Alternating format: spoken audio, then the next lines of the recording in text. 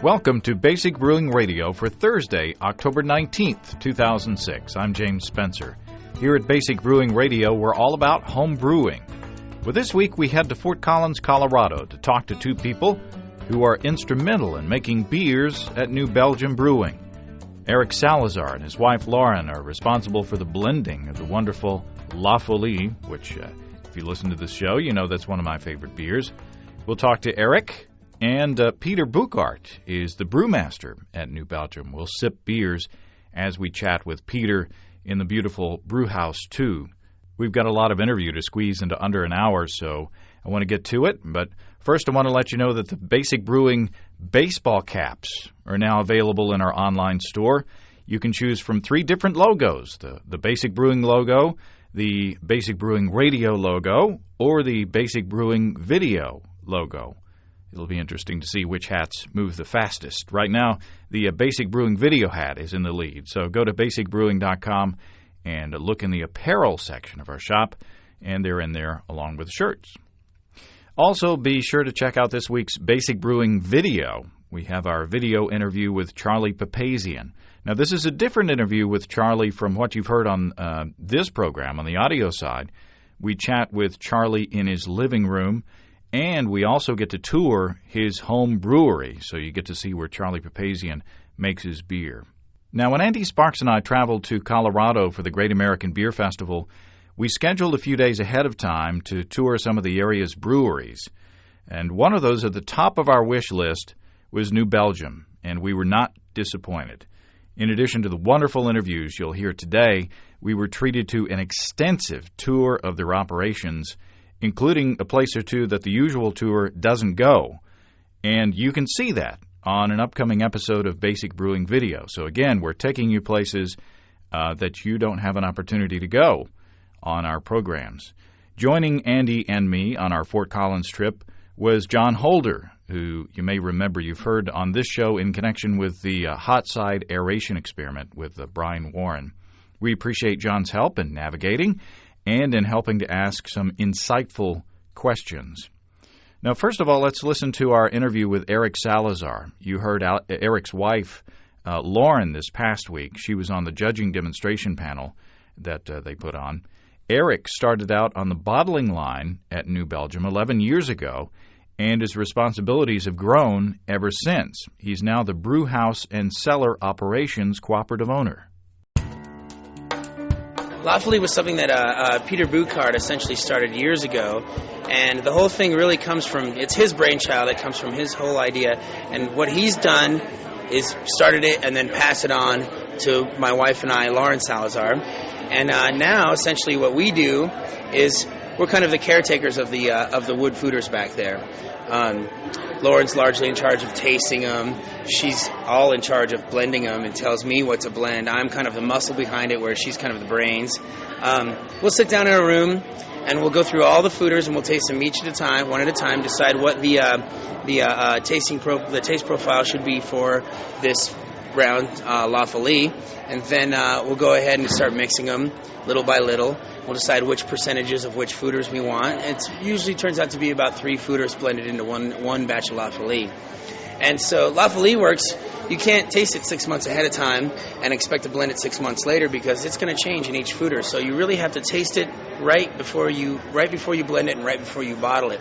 So every 6 months or so, I get to sit down with my wife, taste a whole round of wood beer, and then decide which ones we're going to blend, and then she's the brains, I'm kind of the muscle. I go back there, drag hoses around, get out all the pumps, do all the blending, all the filtering, and then we all bottle it by hand here with help from everybody at the brewery.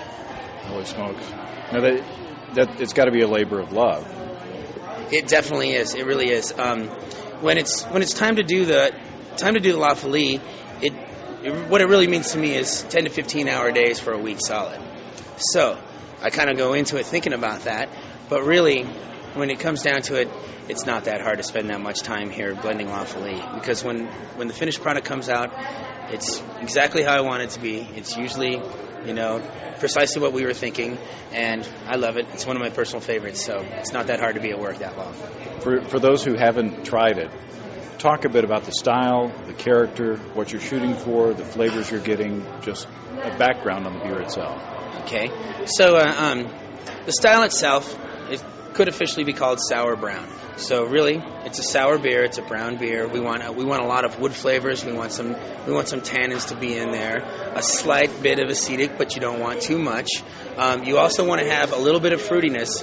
How we normally do it is we'll take a younger beer, which is normally a lot sweeter than the older beer, say a beer that's 8 months old to 1 year, and then we'll blend that with a couple of other beers that maybe are 2 years old. With the older beers, you get more sour. With the younger beers, you get more sweet. And if you blend those to taste, you can have a fine balance in there.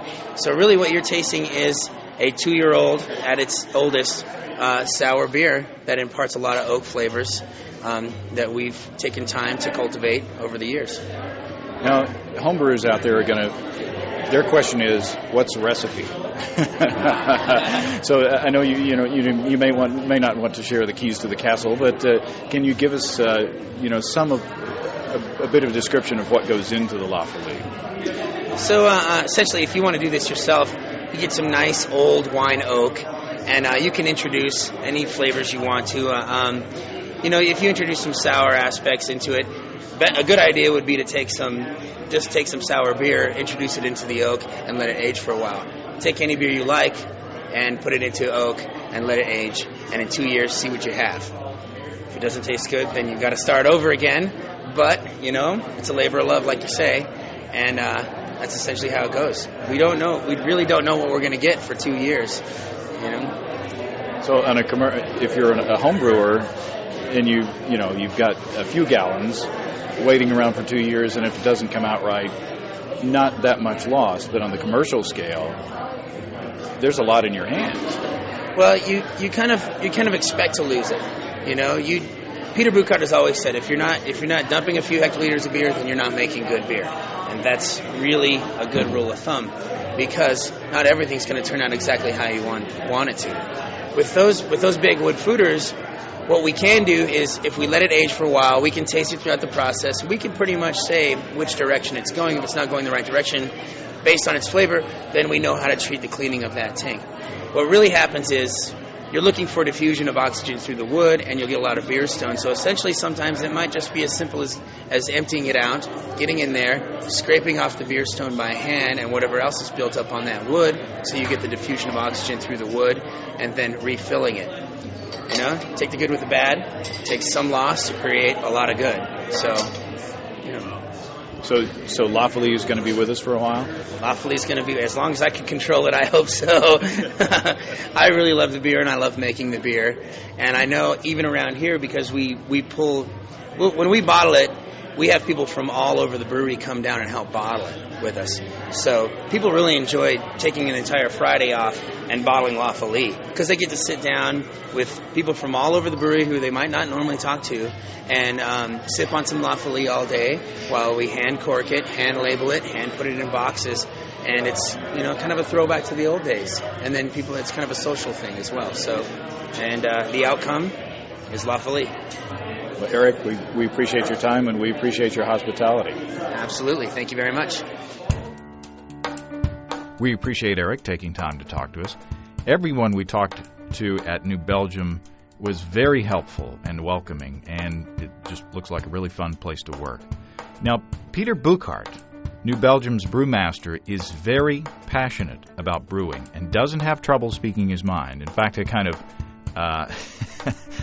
set him off in the beginning, but it was a conversation that we found engaging and inspiring at the same time, and I hope that you do too. Well, Peter Bouckaert, welcome to Basic Brewing Radio, and we are sitting in, where are we, Peter? We're sitting in what we call Brewhouse 2, our newest brewhouse that we built in 2002, I think. Should be on my plate, yeah, 2002. And with us is John Holder. Hello, good to be here. And Andy Sparks. Hey, James, it's great to be here with you. And we are going to try to pick your brains for the home brewers that are listening out there, Peter, and how they can get the most out of this style of beer, the Belgian beers, since you do such a good job. Oh, you made a menacing move. What does that mean? Do not mention the word style to me. What do you mean by that? I don't make styles, I make art. And it's up to you to qualify or classify it, but I'm the artist. I don't want to be talked about styles. So that's excellent. That's excellent. And that pretty much goes in the Belgian tradition, does it not? I kind of was struck coming here to the US that the first thing people always ask about the beer, what style is it? And I really hate that question in the sense of, do you like it or don't you like it? It's kind of, people need to have a style to know if they're going to like it, or to fit it in their little brain, as we all have little brains, maybe. But come on, it's about, we're in an industry of 10 minutes of pleasure.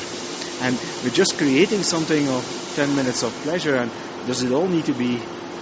sorry, maybe I shouldn't go so deep in that, but it's really near and dear to me. I hate the word style. It's 10 minutes of pleasure, and it's a piece of art, like that beer that we're drinking here. That's Eric's Ale.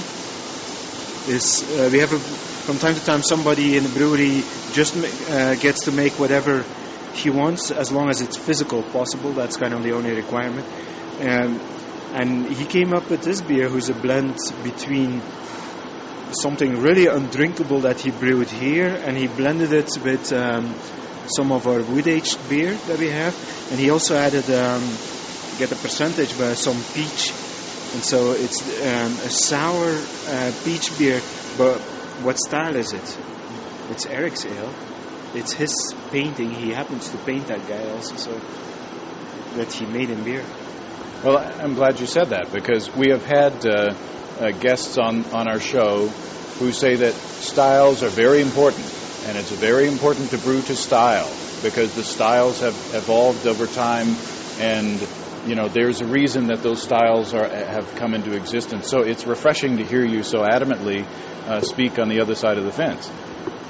And I was reading something this morning, and it was about a Grandmaster 2 or something and 3 judging, and I was like, what the heck is that? So I googled that, and I found the BCGJ or something. The BJCP.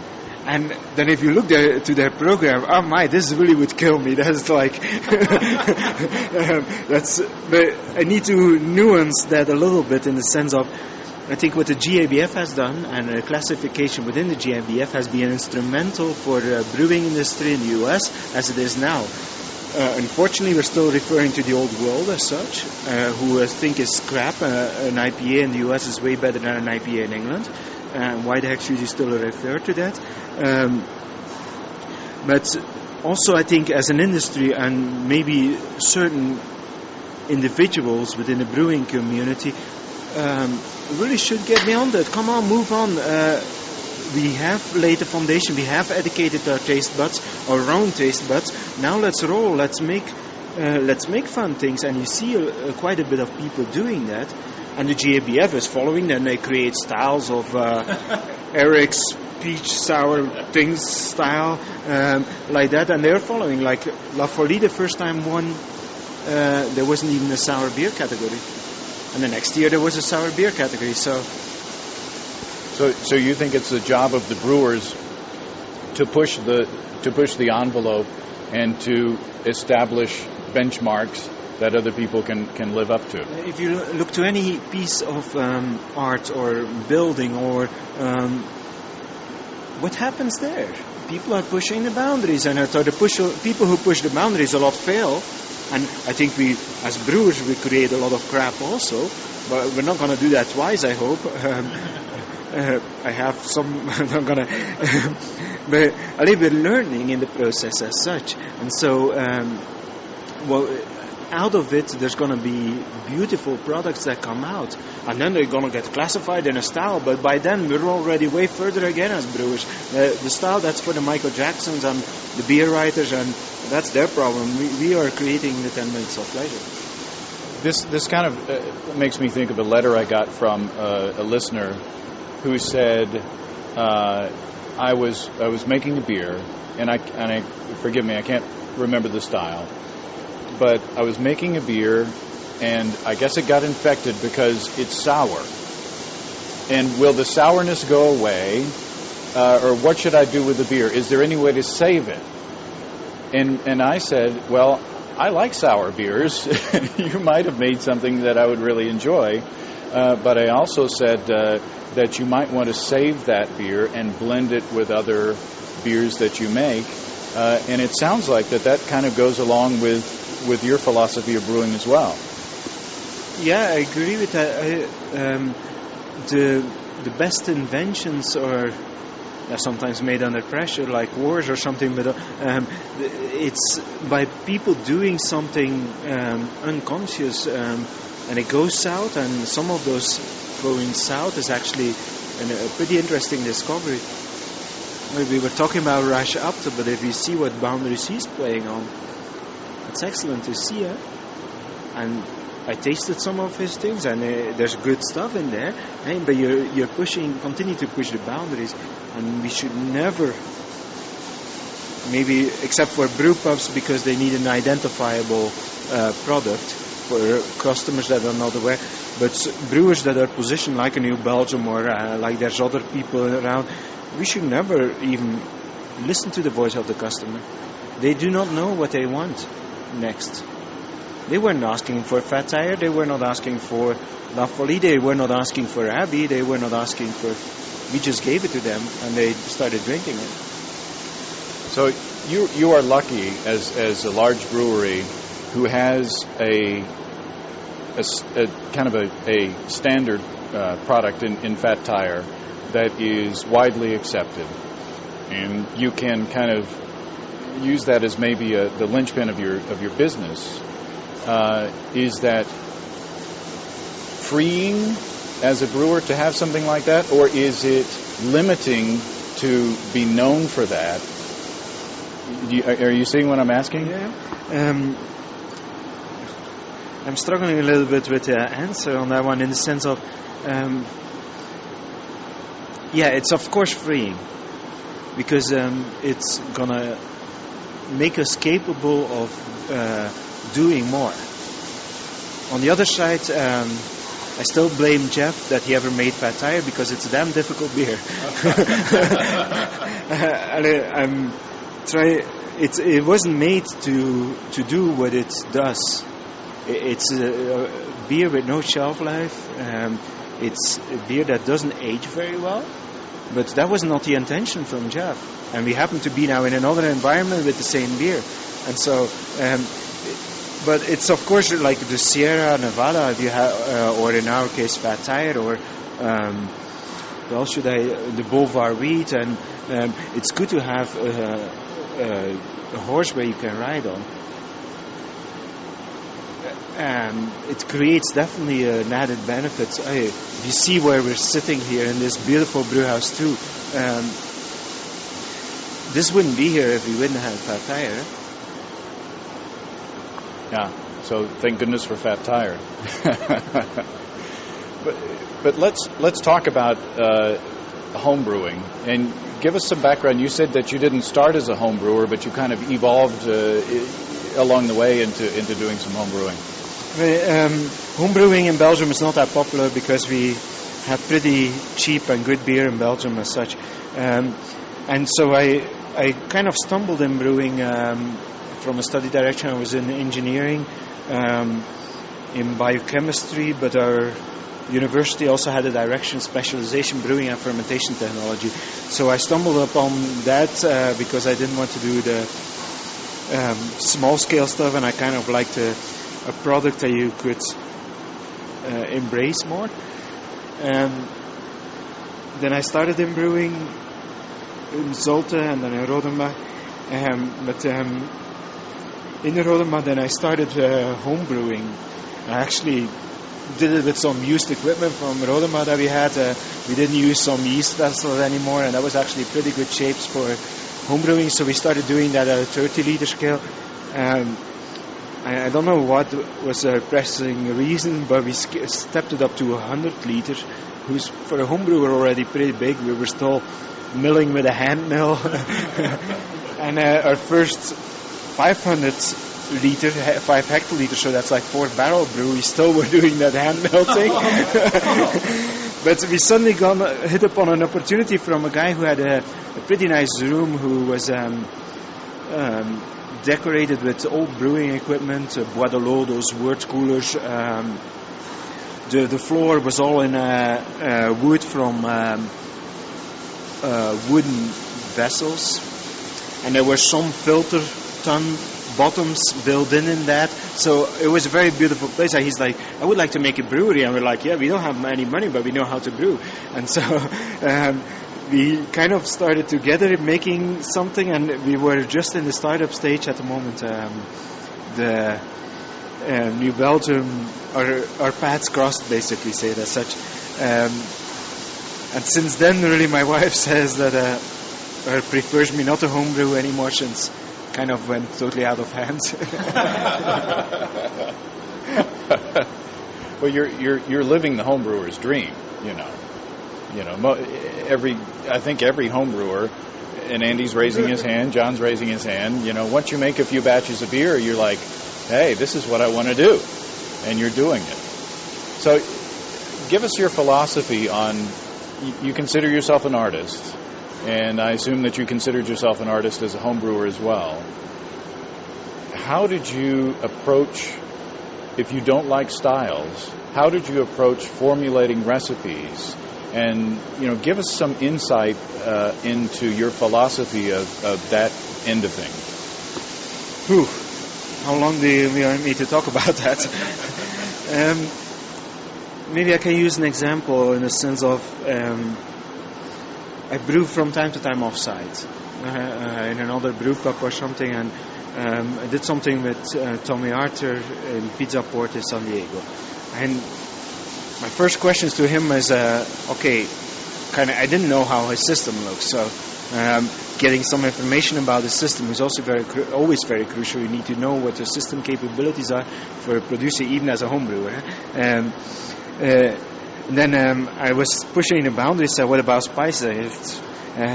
So what about Brettanomyces? And he's like, so what about lactobacilli? And he's like, So what about lactobacilli before boiling? I was like, okay. So what about Acetobacter?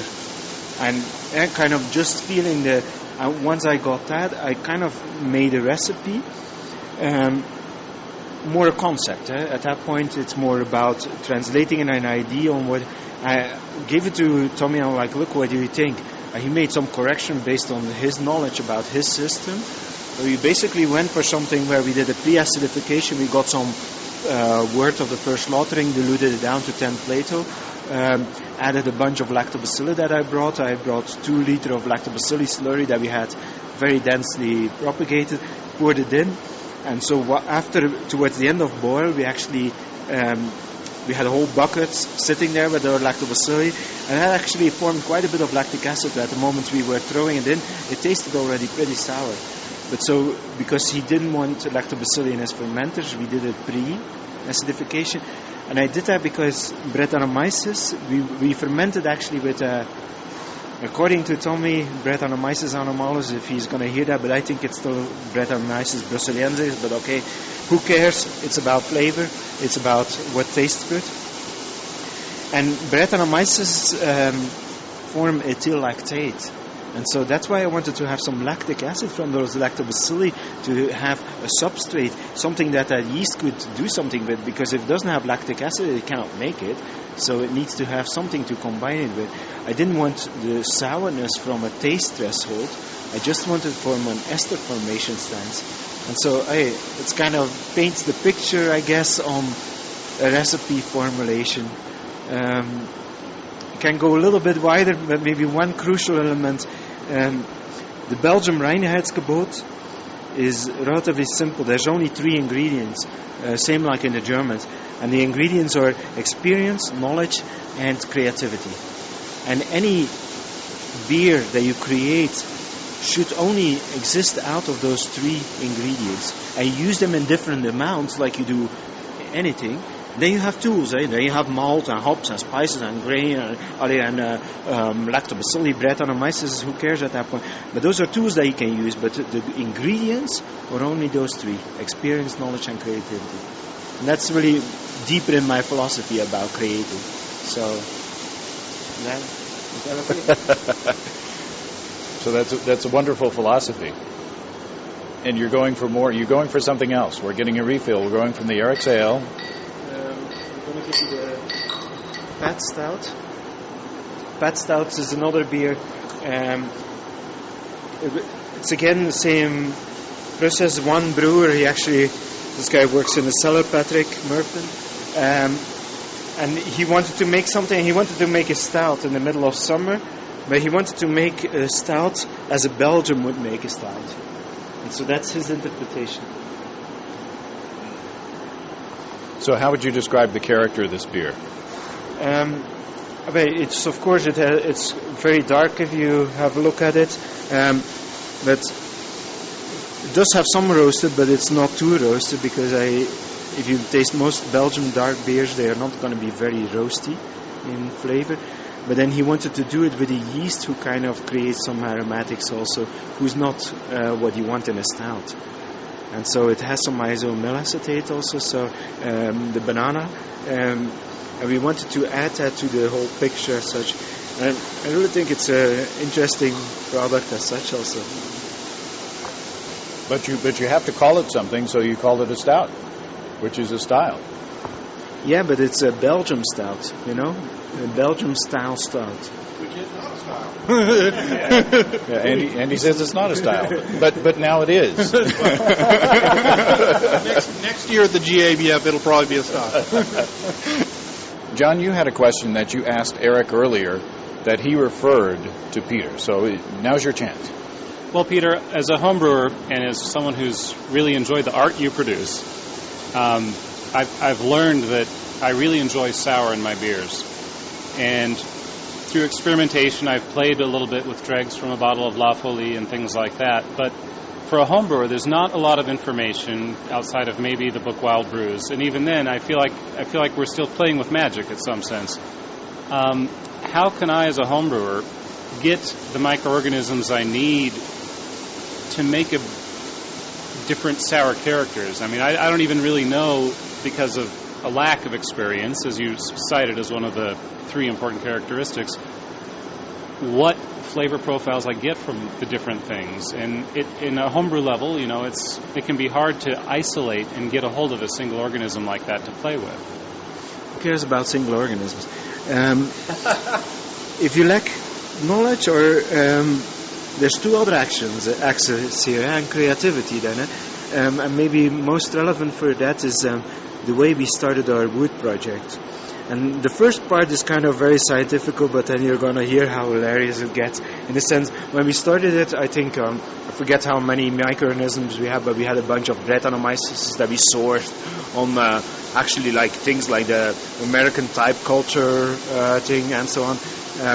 Sources that are inaccessible for a homebrew. But let me go to that. We first were testing them in a single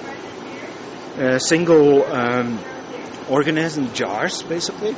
Homebrew scale, and we were tasting them every week, and we kind of got totally. We did 4 different measurements on it, and I still have all those data.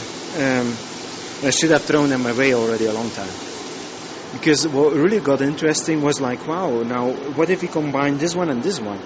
And we started to do that on a glance level while we were tasting, but then we're like, why don't we make a growler from this?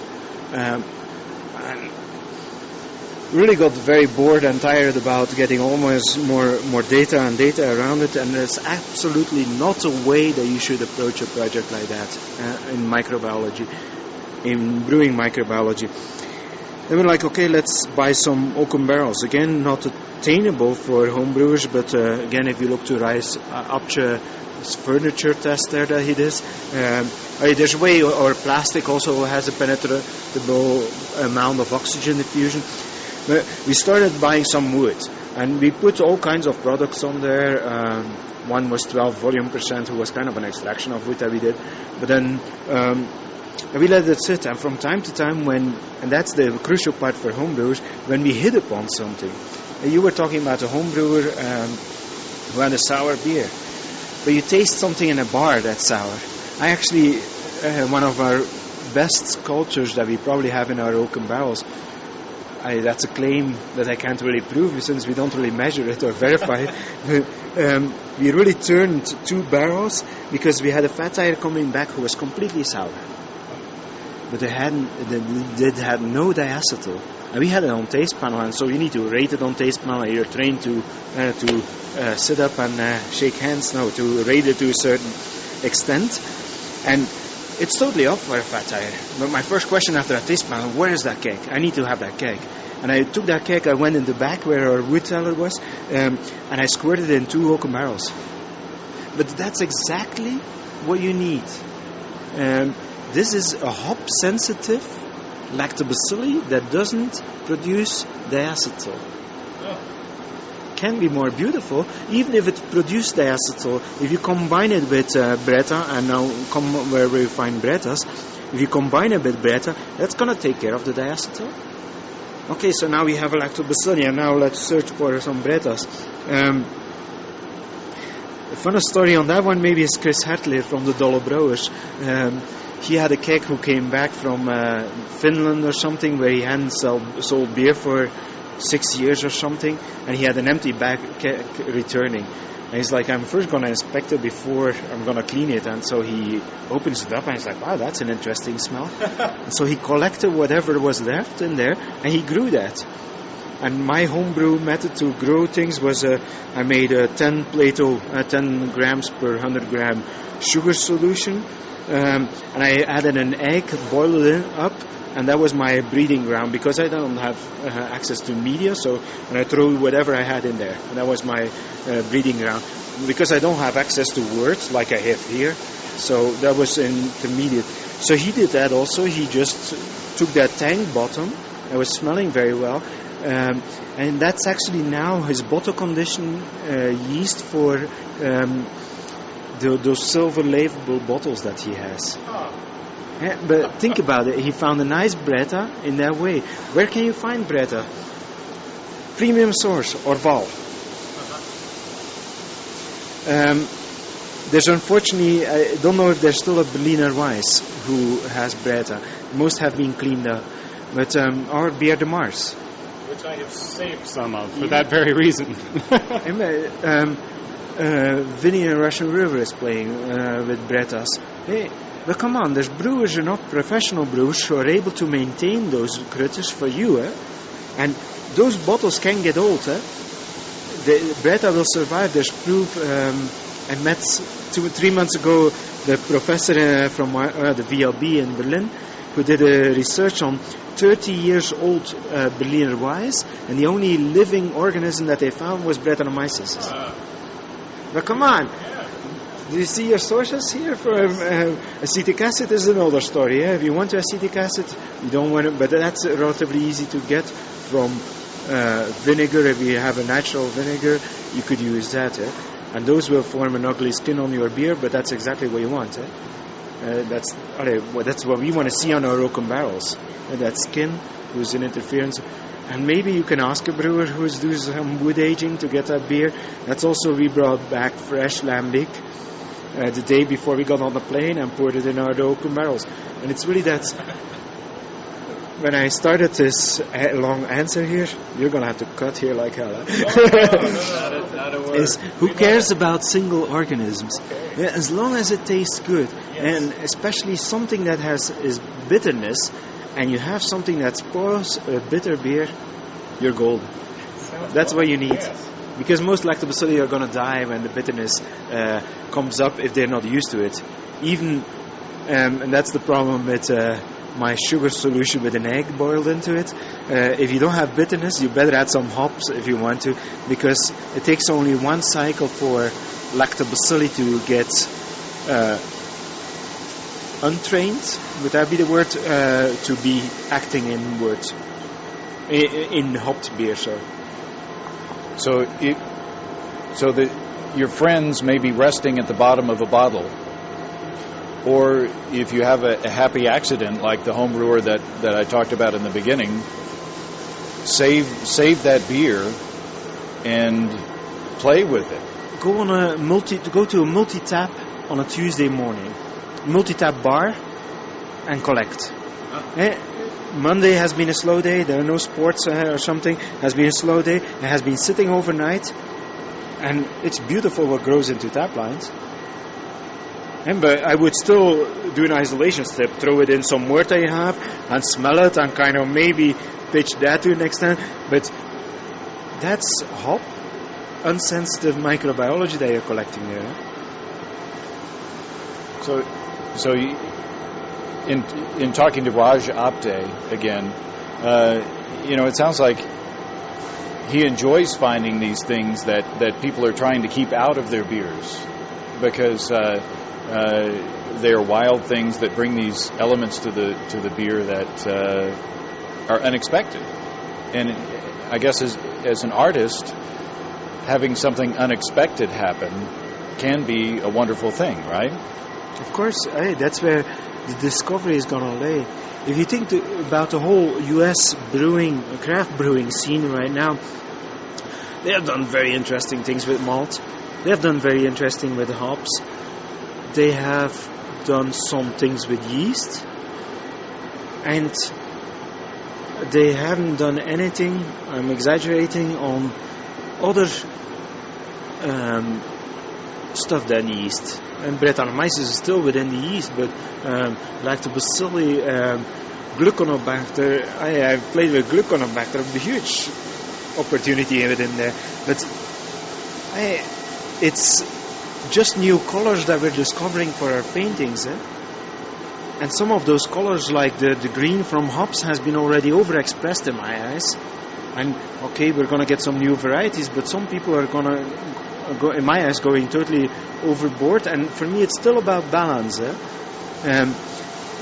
still don't know a restaurant where they're going to try to be like, look, this is going to be the most sweet dish that you ever had. Still, I see that in the brewing industry, and that's interesting. Those people are going to discover something as long as they don't get stuck in their mindset. In my eyes, I don't want to name names on that one, but just think creatively. And artists have their periods. They are in a period that they are discovering certain fields, but it's also building on their own experience and building on their friends' experience sometimes. And that's the beauty about the brewing community, and then the homebrewers community also. Think about it.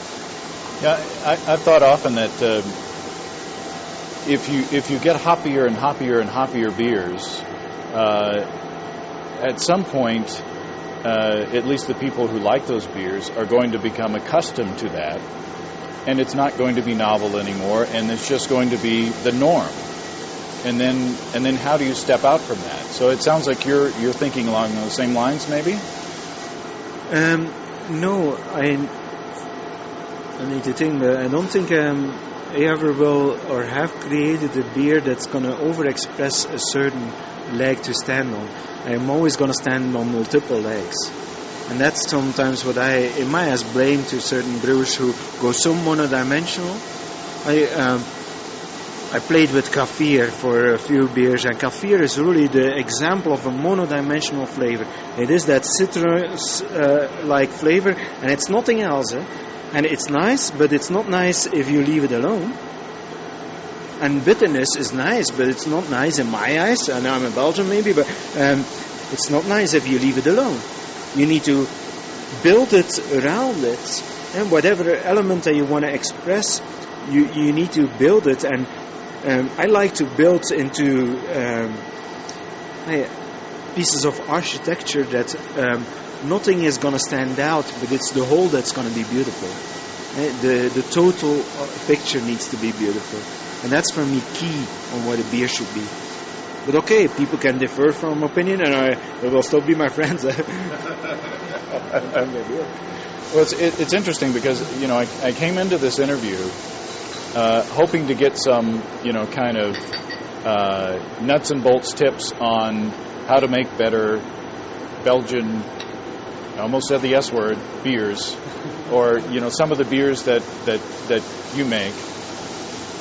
But we've come out, I think, with more of a philosophical approach on how to brew beers, and I think that's just as important as knowing how to calculate IBUs or knowing how to calculate a grain bill or something like that. Is if you know just the nuts and bolts and you don't know how to think creatively, then I think that you're crippling yourself. And that's an important part about the whole home brewing thing, is that you allow yourself to be creative, and since you're brewing on a small scale, you can make lots of small mistakes. You don't have to have costly mistakes.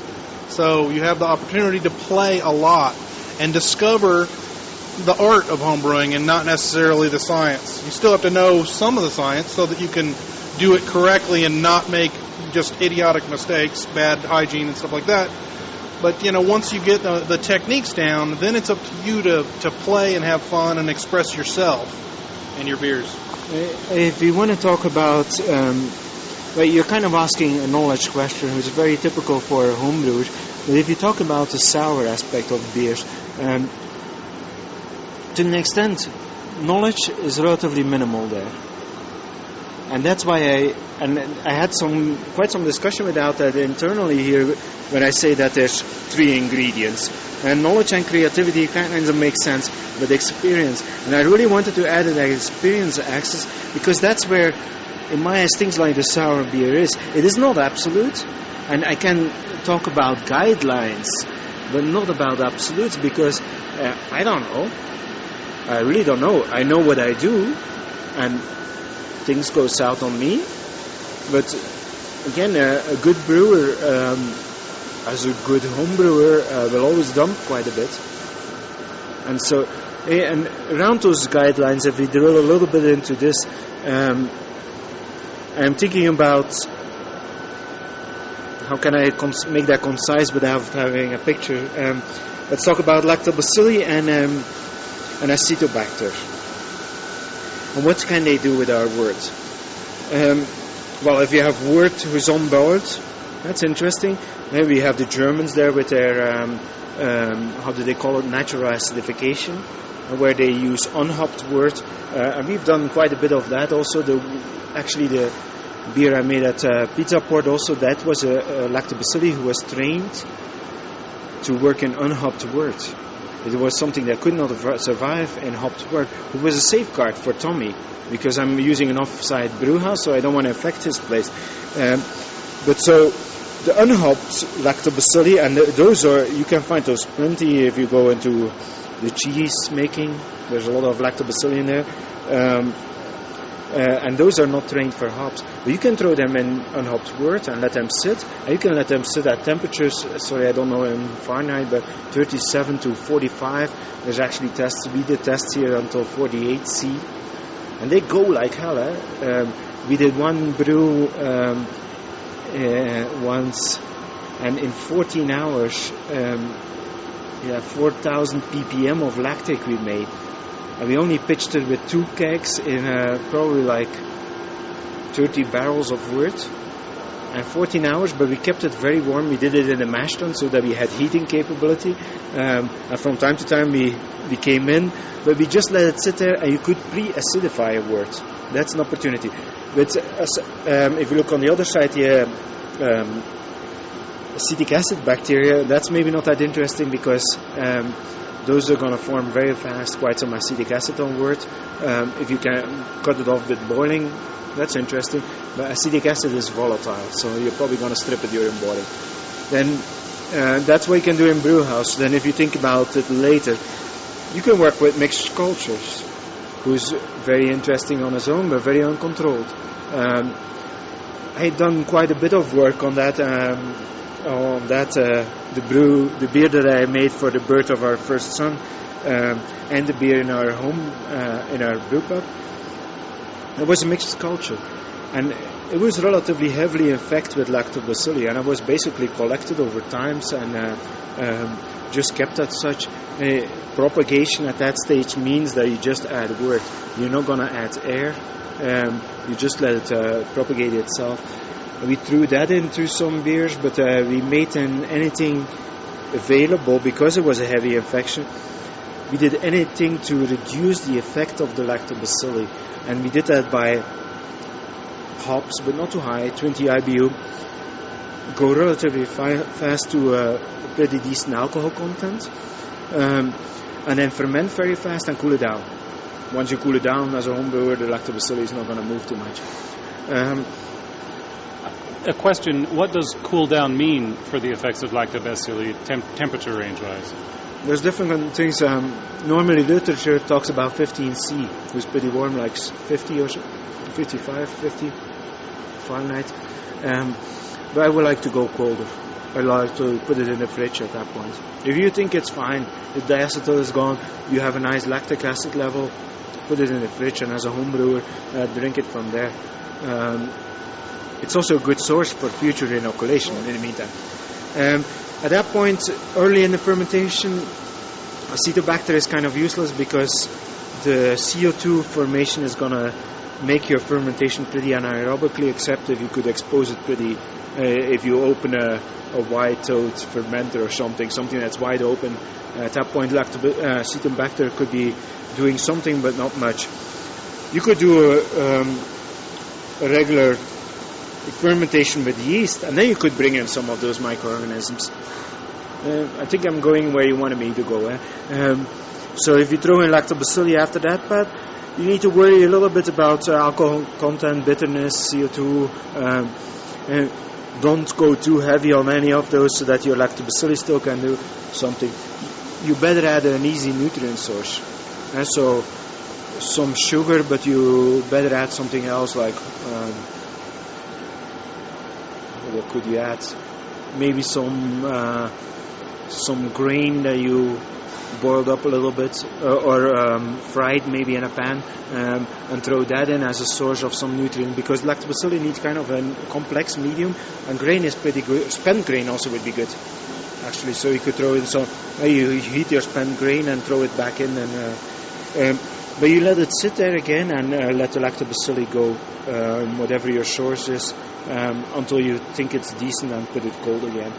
On the Acetobacter there, if you expose it to air, pretty interesting. I wouldn't do that alone. I would at that point, anything I do at that point, I would always combine Acetobacter with Brettanomyces. Don't let it go alone. And those two can make a very nice layer on top of your beer, who's very stable in time. And so once you get that, use a growler, end of fermentation, leave it exposed to air, or if you have a source of Acetobacter somewhere in your fridge sitting, throw that in, add some Morval, and let that sit with some air. Maybe open it every two, or whenever you see it, open it once to give it a little bit of air, but not much.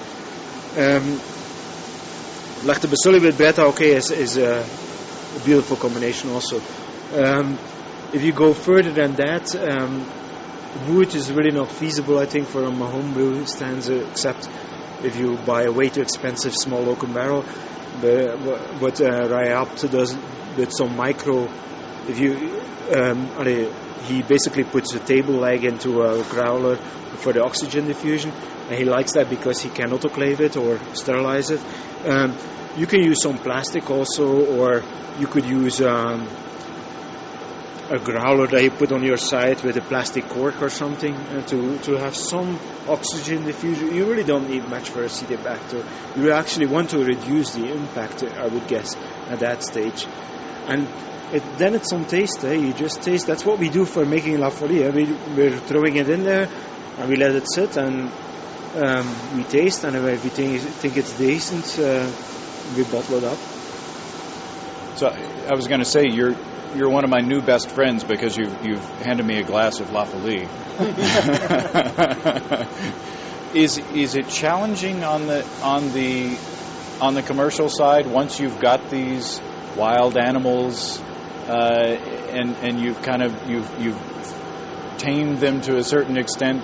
Is it challenging now that you've found something like La Folie that you like?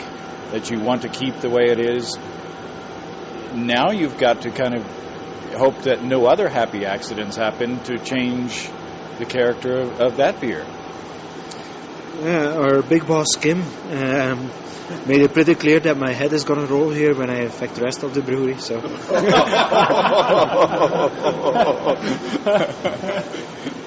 but if you one of the big projects that we're currently working on, we call it other fermentations. And really, what we're focusing on is that we're capable in some of our regular fermenters to produce beer that is not made with Saccharomyces cerevisiae. And that means physically those are just in the same room as our other fermenters are. But you should see the type of precautions we take around that. People say Brettanomyces is airborne. To me, that's partly blah, blah, blah, but okay. You strip everything. If you have a heavy fermentation, if you plate heavy fermentations of CO2, there's going to be all kinds of microorganisms in there just because they're stripped. Then on the other side, we're looking into any leaks, basically, like samples that people are taking for just tasting or lab analytical, need to be contained. Because it's a big challenge for us. And we definitely, I played with 100 cells per milliliter of Brettanomyces in all of our beers, because it's a very good antioxidant, and I have an oxidation problem on flat tire, but at 100 cells per milliliter it develops a Bretta flavor if you let it stand over its shelf life. And so it's a very potent flavor agent that you have here, and you need to deal with it as a very potent flavor agent. So, well, I had one more question for you, in that it sounds like a good strategy for a homebrewer would be to try and get 2 or 3 of these things going, but then we have to figure out how we want to blend this to get a flavor. I mean, we have these colors now on our palate, but could you offer some tips perhaps on what we should do to try and make a blend that would be maybe just a starting point? It's obvious this is something that we have to play with, but from zero experience, it would be nice to have a little bit of head start. Maybe I can talk to you how the professionals do it. I'm going to talk to you about a session that we had on blending La Folie. And we actually had Frank Bohn also in there. And we had Chris Black from the Falling Rock. And we basically have all our oaken barrels, who was at that point, we had a lot of smaller barrels. And we have made a pre-selection, and we're giving it for you to taste. And people are tasting it and taking notes and getting to the next one, getting to 5. On a homebrewer scale, I really think you need to go there, because you need to keep some of your product. If you make 5 gallons, why not keep a gallon and let it sit? So they have a real good collection. And we're tasting a bunch, and after a while you see, that's Frank Bohn also, right?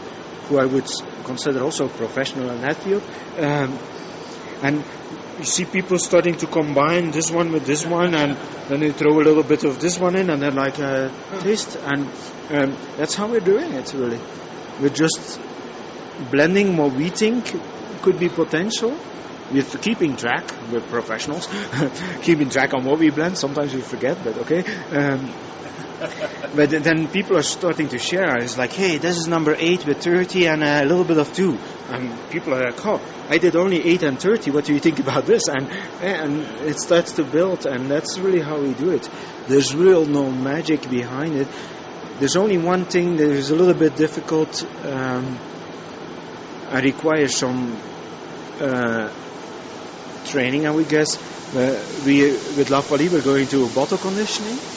And so you need to be able to imagine what the bottle conditioning and especially the added CO2 is going to do to this product. But that's really the only thing that's going to change it still afterwards.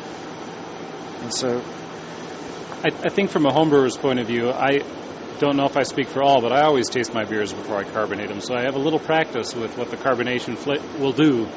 But that seems like a good start, and it also sounds like a good way to have a run on the growlers at the homebrew shop so I can store off a little bit of all my beers. Well, I have a good analytical capability here at New Belgium. We do not use anything for that. Not at all. And we're not going to use to bitterness, we're not going to use to lactic acid or acetic acid or ethyl acetate or ethyl lactate. We're just acting like homebrewers because a blend is a blend, and the individual analytical components are maybe interesting, but really from a blend stance, they're absolutely useless. And I see that same doing. I did it with Frank and Bones also, and he has the analyticals also, and he looks at it. He's like, oh, that's interesting, and the ethyl lactate is a bit high on that. But from a practical blending stance, it really hasn't been much value. Yeah, I was just going to point out that one of the things that I do as a homebrew shop owner is that I encourage the new homebrewers to taste their beer at every single step, after the boil, after the primary fermentation, at the end of the secondary fermentation, every step. Because that's part of what gives you that knowledge and education of how it all builds together in the layers of flavor. You have to educate your palate. I agree totally with you. I go sometimes a little bit deeper in flavors. For me, for spices, for me it's very important to know what spice components are really the part of the flavor in that spice, because boil or throughout the brew house, or especially in fermentation with yeast contact, those flavors are going to change. And so I do maybe a little bit more scientific, but as a home brewer, well, throw that spice in and add yeast and see how it tastes before and after. Kind of exactly what you're saying, because that flavor can be enhanced or it can be totally gone. And you need to know, and the only way to know it is by tasting it. So that's why the knowledge factor, or the ingredients, the knowledge ingredient as such, is very important in my eyes. But the experience ingredient is where really the beauty lays, and where most of the creativity is going to lay also. So. Well, Peter, we could sit here and listen to you talk and drink your beers all day, but I know that you've got to be somewhere. So I really appreciate your time today, and we are lucky enough in our part of the country to get your beers, and we appreciate your skill in brewing and everyone who works here at New Belgium, and thank you very much for having us here today. Thank you. We once again thank Peter and Eric and everybody else at New Belgium for being so open and generous with their time. We had a blast, drank some wonderful beers, and learned a lot. Now be sure to check out our upcoming video tour on Basic Brewing Video in the next few weeks. It was led by Chris McCombs, project coordinator at New Belgium, and we thank Chris for his time as well. Very helpful and a lot of fun. And thanks again to John Holder and Andy Sparks for their help and moral support. By the way, you can visit Andy's homebrew shop at thehomebrewery.com. That's thehomebrewery.com, and that's my local homebrew shop here in Northwest Arkansas. Just thought I'd give Andy a plug for helping us out. If you have brewing questions, show suggestions, or just want to say hey, write to james@basicbrewing.com, or just fill out the contact form on basicbrewing.com, and please don't forget to tell us where you're from. And while you're on our site, you might pick up a hat or a shirt. No brooches or pterodactyls yet, but you can find great pricing on our DVDs and a combo deal to save you even more. And don't forget the hats. Have I mentioned the hats? In our initial DVD, Introduction to Extract Home Brewing, we walk you through the extract brewing process step by step, from boiling to bottling. And in Basic Brewing, Stepping into All Grain, we take you through the all grain process, from milling your grain to collecting your wort. And you can see a listing of the fine folks across the country here sell our DVDs on basicbrewing.com. And if there isn't a vendor in your area, you can order it from us online, and I'll put it in a box myself. Well, that's all until next week. Until then, thanks for listening, everybody.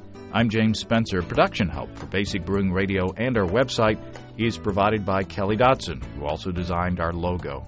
Basic Brewing Radio is a production of active voicing. We'll talk to you next time. So long.